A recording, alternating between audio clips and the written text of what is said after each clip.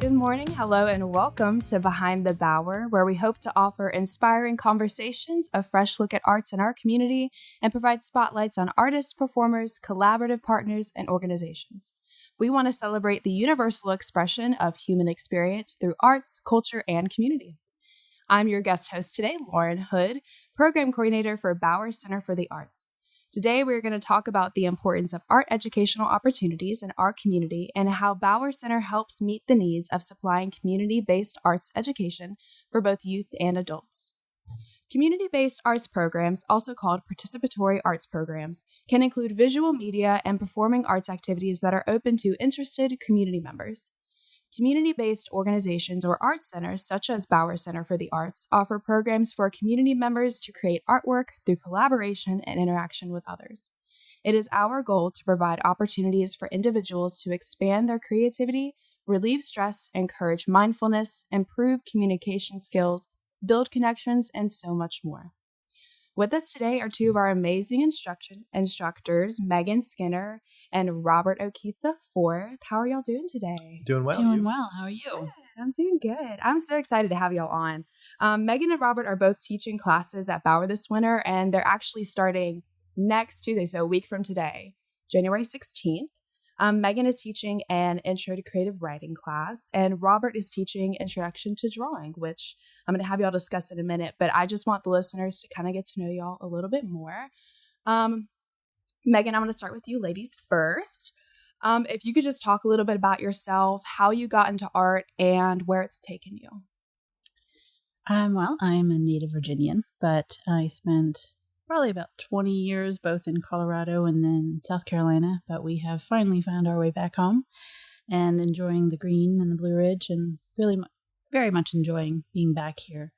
But I feel like I've been in the arts my whole life. I started out, it was always very important with my family. They're all very creative.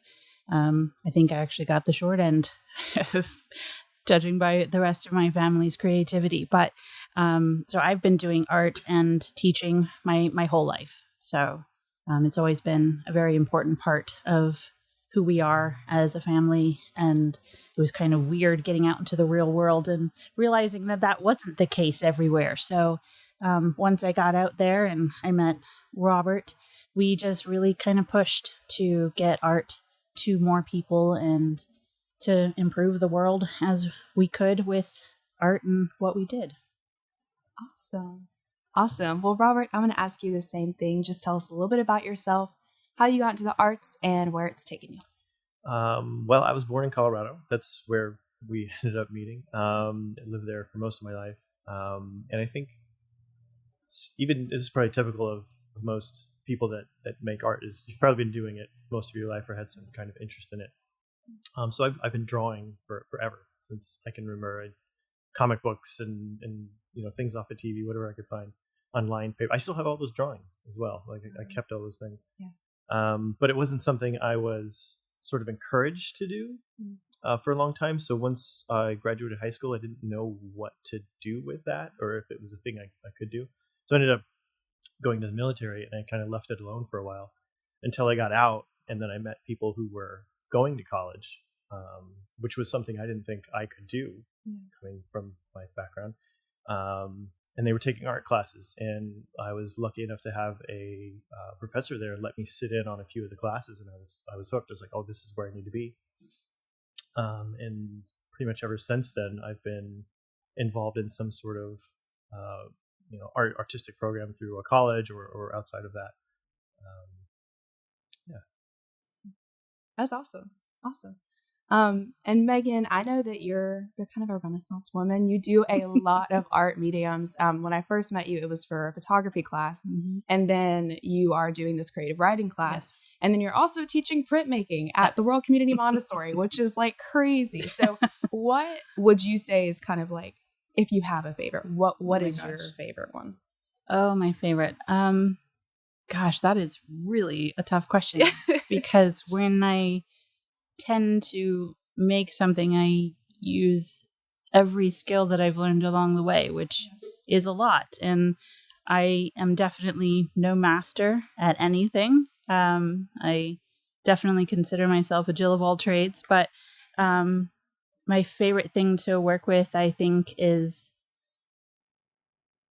oh God, I still don't know. I have a Glowforge, which is a CO2 laser printer, and that's probably my favorite thing to work with. I can start on the computer and design something in 2D and then watch it come to life in 3D. It can cut out pieces and I can assemble those, and then I'll usually paint them or, hang them up as window sun catchers or whatever. But anything I ever do is some conglomeration of everything I've ever done. Yeah. So I'll put anything together. So I love watching her do this, by the way.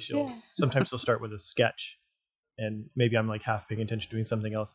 And then suddenly she's just working. She's on the computer. She's going back and forth between rooms. And then she has this like final product within a few hours. I'm like, how did you do that so quickly? And she's just amazing at it. That's awesome. You guys kind of talked about it a little bit in your intros, but I just want to touch on the topic of why you think the arts are vital, and vital in our school system, vital in our community as a whole, and also in our personal lives. So whoever wants to start with that. Oh my gosh, why aren't the arts important? I think that there is no better way to see the world from different perspectives than to try and create something from nothing. So having the arts involved in schools, involved in just what you do as a person, I think that's hugely, hugely important. Just being able to see something and create it, or see something and understand how it works, or see something and understand the beauty behind it, I think that's incredibly important. And we absolutely need all of those kinds of things in schools. It helps us relax. It helps us connect with other people. It helps us connect with ourselves, understand other cultures. It's just absolutely vital. Well, what can I add to that? I mean, being able to express yourself in whatever medium it is, whether it's dance or music or drawing, is important. It's actually, I don't know how to piggyback on that. That's like, I think that was a great answer. Yeah. I love that. I was more of a performance arts girl. That was where my heart lied. I did the dance, theater, singing. I did it all. And so when I came into this job at the Bauer Center, they're an art gallery that their main focus is the visual arts. And what I found really cool, and I will say that I was not a visual arts, can't draw, can't do it but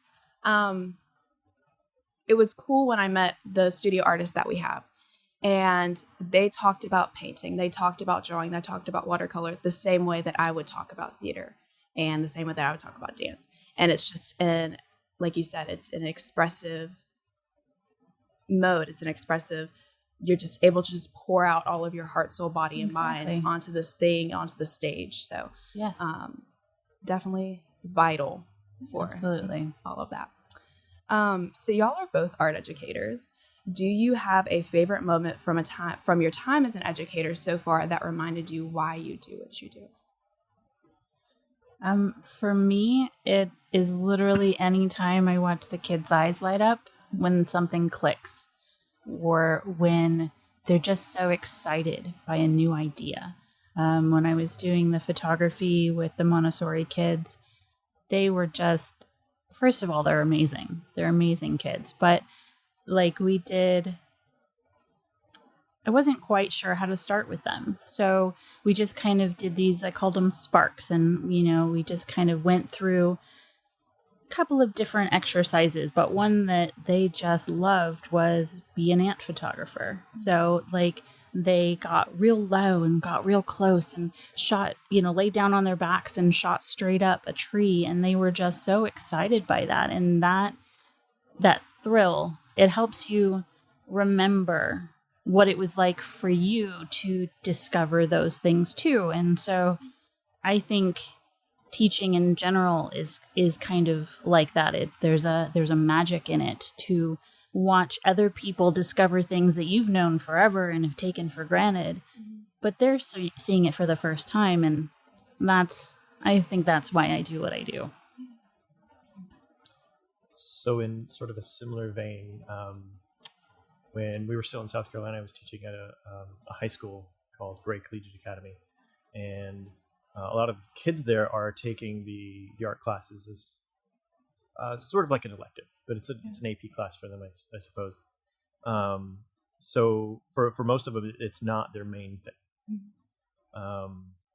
And some of those students that came out of those classes have emailed me years after they have graduated and told me this story that, you know, they went to a museum with their mother and they recognized this painting and were able to talk about it. I've had other students who, I'll give you an example. I won't name him, but he came into the class thinking he wasn't creative, or he actually called himself stupid, which I didn't like. But I was able to work with him and show him that his interest lied in mechanics. Mm-hmm. And he actually did a presentation, and it was totally not part of the art class at all, of how an engine worked for the class. And I think everybody in the class after that was like, oh, this guy isn't dumb. He's just not interested in these sorts of things. Yeah. But when students are able to,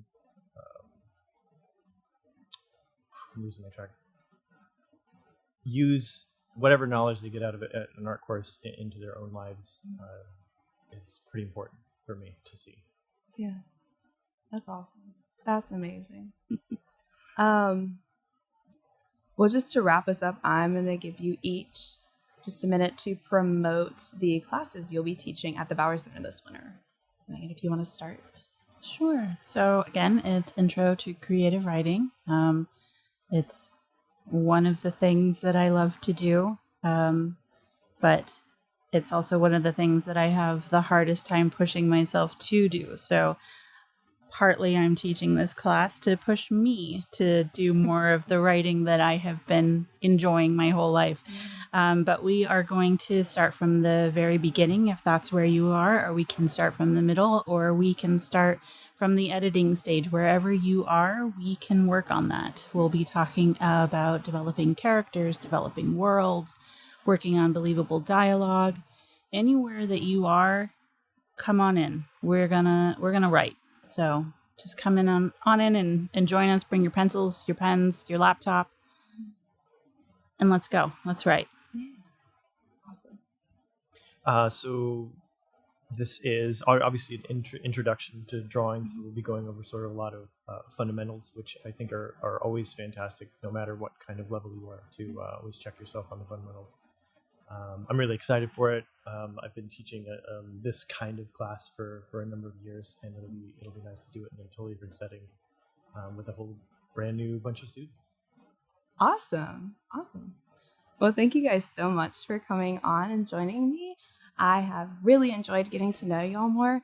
And before we sign off, I just want to tell the listeners where they can register for these awesome classes that they definitely don't want to miss out on, along with the other classes that we have coming up.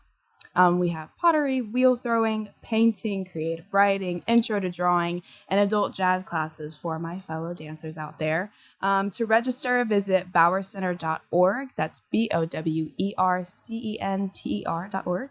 And follow the education tab and click classes to find that perfect class for you and your family, because we have both youth and adult classes. Don't wait, get signed up and ignite that spark for art with Bauer. If you like what you heard today, tune in every Tuesday for a new episode of Behind the Bauer. Thank you, and we'll see you next time.